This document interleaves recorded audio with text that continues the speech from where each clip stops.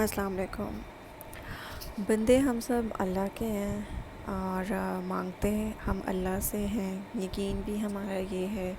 کہ ہمیں دینا بھی اللہ نے ہے، لیکن پھر بھی کتنا بڑا مسئلہ ہے نا کہ ہم مانتے صرف ابلیس کی ہیں۔ اب جب ابلیس کا اور انسان میں جو فرق ہے اور جو ابلیس کا مسئلہ تھا وہ نافرمانی تھا۔ ابلیس ایسا نہیں تھا کہ اس کو اللہ سے محبت نہیں تھا، ایسا نہیں تھا کہ وہ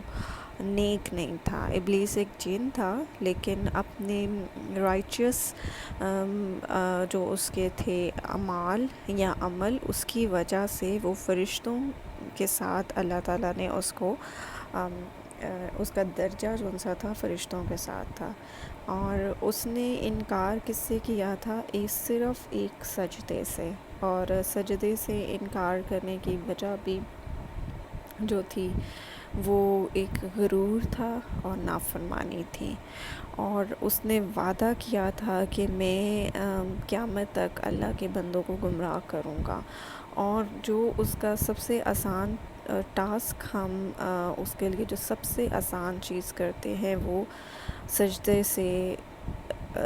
سجدہ، جو ایک بھی سجدہ ہم چھوڑتے ہیں اللہ کی حضور حاضری کا، تو وہ ہم اللہ کی نافرمانی کر کے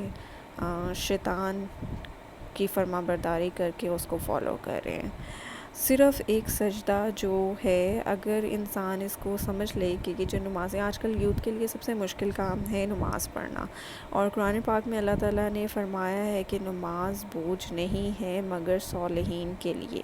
کہ جو پرہیزگار لوگ ہیں، جو اللہ کے فرما بردار لوگ ہیں، جو اللہ کی اطاعت کرنا چاہتے ہیں، ان کے لیے نماز بوجھ نہیں ہے بلکہ ایک طلب ہے،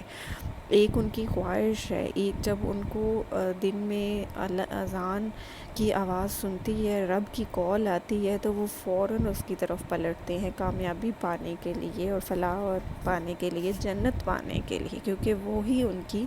خواہش ہے اور ان کی زندگی کا مقصد ہے۔ ہمارے لیے آج کل یوتھ کے لیے اگر نماز پڑھنا بہت مشکل ہے تو وہ اپنا انالائسس کر لے کہ اس کے لیے کیوں مشکل ہے نماز پڑھنا، اور اگر نماز کو صرف آپ اتنا ہی سمجھ کے پڑھ لیں کہ یہ تحفہ ہے اللہ تعالیٰ کی طرف سے جو معراج میں